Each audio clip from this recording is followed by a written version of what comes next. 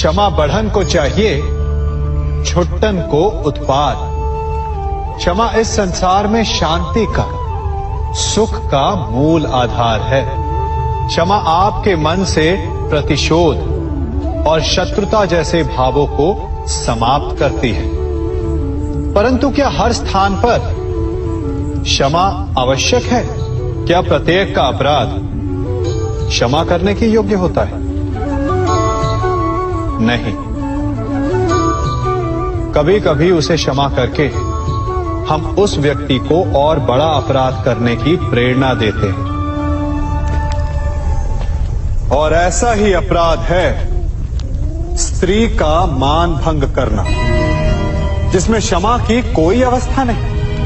यदि सिंह भूल से गाय के बछड़े का अखेट कर ले तो उसे क्षमा किया जा सकता है, परंतु यदि वो नरभक्षी हो जाए तो उसके केवल दो स्थल होते हैं, या तो पिंजरा या फिर मृत्यु की गोद।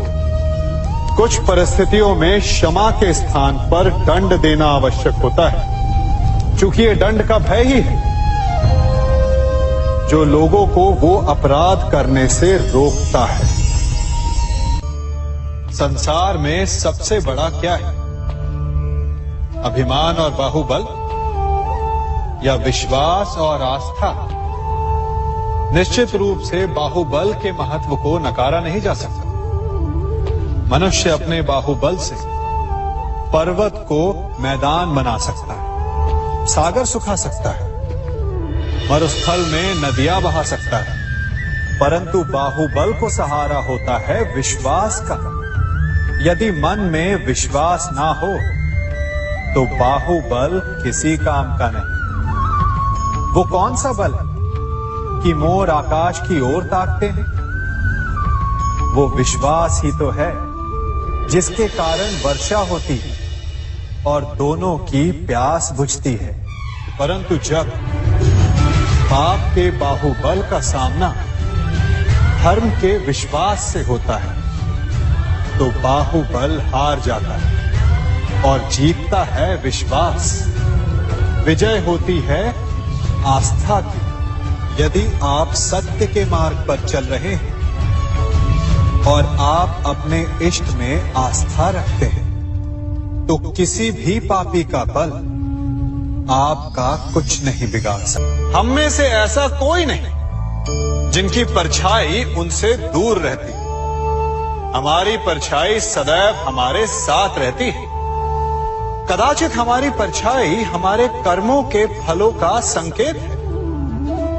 कदाचित इसी कारण कई बार हमें अपनी परछाई से भय भी लगता है, परंतु इस भय से निवारण पाने का एक साधन अवश्य है।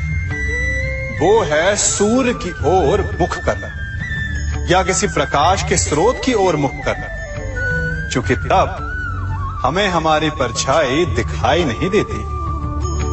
यदि इसे जीवन के संदर्भ में देखें तो ये प्रकाश का स्रोत शुभ कर्मों की चेतना है।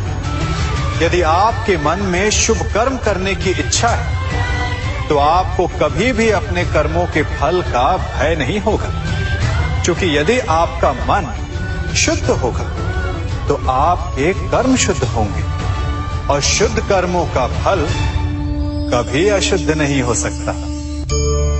आज मैं आप सबको एक कथा सुनाता हूं। एक दिन प्रातः एक व्यापारी अपने घर से निकला। घर से निकलते ही एक बिल्ली ने उस व्यापारी का मार्ग काट दी। व्यापारी घबरा गया। वो फिर से घर लौट गया और शुभ घड़ी की प्रतीक्षा करने लगा। और जब वो पुनः अपने घर से निकला तब वो वाहन जा चुका था जिससे राजा तक पहुंचकर उसे भेंट देनी थी। राजा को भेंट नहीं मिली। राजा क्रोधित हो गए। राजा ने उस व्यापारी का व्यापार बंद करवा दिया। इस कारण व्यापारी क्रोधित होकर घर पर अपनी पत्नी से लड़ बैठा। पत्नी अपने बच्चों समेत मैके वापस चली गई और उस व्यापारी के जीवन में यदि कुछ रह गया था तो केवल अंधकार।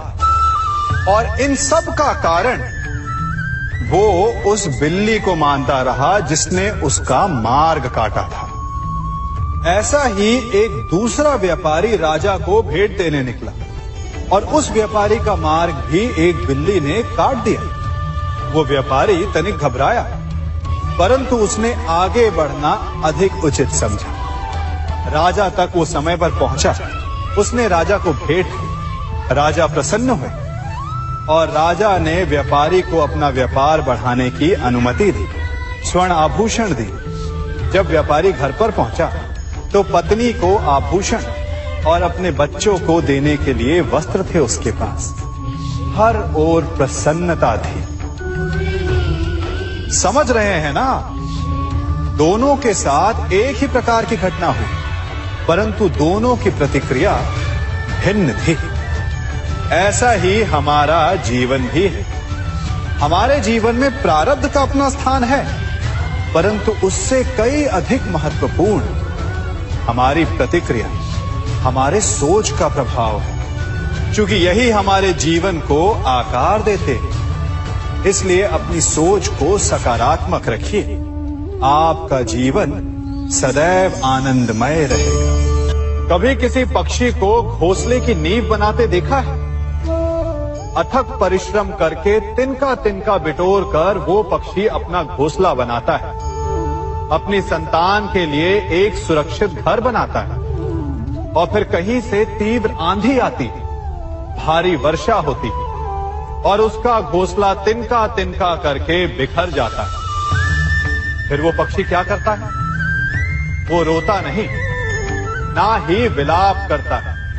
वो बिना विलंब करे फिर से अपना घोंसला बनाना प्रारंभ कर देता है और सफलता पाता है। फिर हम क्यों छोटी छोटी असफलता से भयभीत होकर परिश्रम करना छोड़ देते हैं?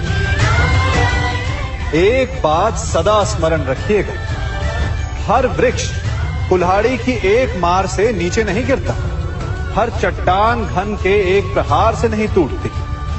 सफलता पाने के लिए अनावरत परिश्रम करना ही मात्र एक मार्ग है। स्वीकारण, सत्य का स्वीकारण मनुष्य के लिए बहुत ही महत्वपूर्ण है। जब तक मनुष्य सत्य को स्वीकार नहीं करता, उसे असत्य से लड़ने की शक्ति प्राप्त नहीं होती। जब आप भोजन करते हैं तो क्या होता है? आपका पेट स्वीकारता है कि वो भर चुका है और आप भोजन करना बंद कर देते हैं। जब आपको निद्रा आती है तो क्या होता है? आपका मन स्वीकारता है कि आपका शरीर थक चुका है और उसे विश्राम की आवश्यकता है। उसी प्रकार जब आपको किसी व्यसन को रोकना हो तो आपको स्वीकारना पड़ता है कि बहुत हो चुका, चाहे वो लालच हो या मदिरापान।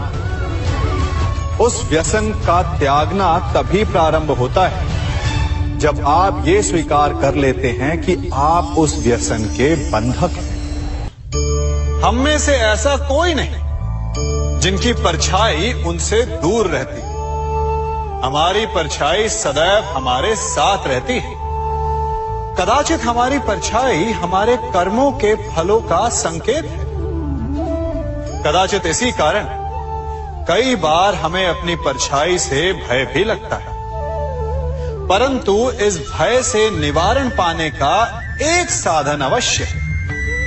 वो है सूर्य की ओर मुख करना या किसी प्रकाश के स्रोत की ओर मुख करना, क्योंकि तब हमें हमारी परछाई दिखाई नहीं देती। यदि इसे जीवन के संदर्भ में देखें तो ये प्रकाश का स्रोत शुभ कर्मों की चेतना है। यदि आपके मन में शुभ कर्म करने की इच्छा है तो आपको कभी भी अपने कर्मों के फल का भय नहीं होगा, क्योंकि यदि आपका मन शुद्ध होगा तो आपके कर्म शुद्ध होंगे और शुद्ध कर्मों का फल कभी अशुद्ध नहीं हो सकता। आज मैं आप सबको एक कथा सुनाता हूं। एक दिन प्रातः एक व्यापारी अपने घर से निकला। घर से निकलते ही एक बिल्ली ने उस व्यापारी का मार्ग काट दी। व्यापारी घबरा गया वो फिर से घर लौट गया और शुभ घड़ी की प्रतीक्षा करने लगा। और जब वो पुनः अपने घर से निकला तब वो वाहन जा चुका था जिससे राजा तक पहुंचकर उसे भेंट देनी थी। राजा को भेंट नहीं मिली। राजा क्रोधित हो गए। राजा ने उस व्यापारी का व्यापार बंद करवा दिया। इस कारण व्यापारी क्रोधित होकर घर पर अपनी पत्नी से लड़ बैठा। पत्नी अपने बच्चों समेत मैके वापस चली गई और उस व्यापारी के जीवन में यदि कुछ रह गया था तो केवल अंधकार। और इन सब का कारण वो उस बिल्ली को मानता रहा जिसने उसका मार्ग काटा था। ऐसा ही एक दूसरा व्यापारी राजा को भेंट देने निकला और उस व्यापारी का मार्ग भी एक बिल्ली ने काट दिया। वो व्यापारी तनिक घबराया, परंतु उसने आगे बढ़ना अधिक उचित समझा। राजा तक वो समय पर पहुंचा। उसने राजा को भेंट दी। राजा प्रसन्न हुए और राजा ने व्यापारी को अपना व्यापार बढ़ाने की अनुमति दी, स्वर्ण आभूषण दी। जब व्यापारी घर पर पहुंचा तो पत्नी को आभूषण और अपने बच्चों को देने के लिए वस्त्र थे उसके पास। हर ओर प्रसन्नता थी। समझ रहे हैं ना? दोनों के साथ एक ही प्रकार की घटना हुई, परंतु दोनों की प्रतिक्रिया भिन्न थी। ऐसा ही हमारा जीवन भी है। हमारे जीवन में प्रारब्ध का अपना स्थान है, परंतु उससे कई अधिक महत्वपूर्ण हमारी प्रतिक्रिया, हमारे सोच का प्रभाव है। क्योंकि यही हमारे जीवन को आकार देते हैं। इसलिए अपनी सोच को सकारात्मक रखिए। आपका जीवन सदैव आनंदमय रहेगा।